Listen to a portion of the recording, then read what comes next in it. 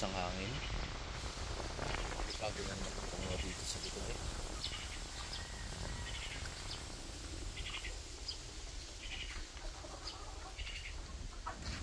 Ito yung mga manok natin ngayon. Nakalabas na naman sila. Tapos dito yung hugad ng claret. Itlog na ata dito. Dami ng itlog.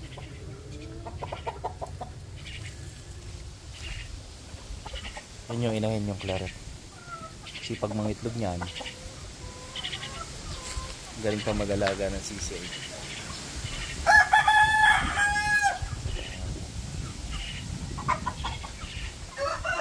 Yun yung gilmon natin. Tapos ito yung bayo, claret. Tapos mga Rhode Island natin nandiyan sa dulo. Ito yung sisiw natin. Patay na. Sisiw yan ng claret. Seeds ka nila. Sipatan lang natin. Ayan, bata-bata pa yan.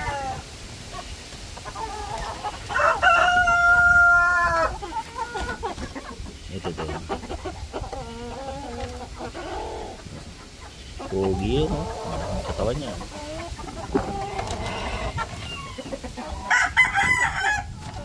Kasi ito yung mga Rhode Island natin. Medyo siksikan sila sa kulungan.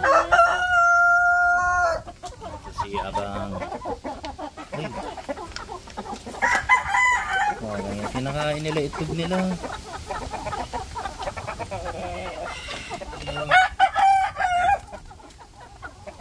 Parang hindi maganda yung shell ng itlog nila. Ito naglulugo na yung inahin natin. Actually hindi siya lugon eh.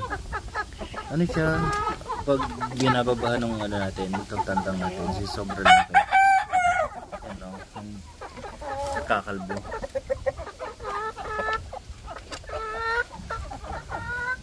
Hindi natin na sumanok.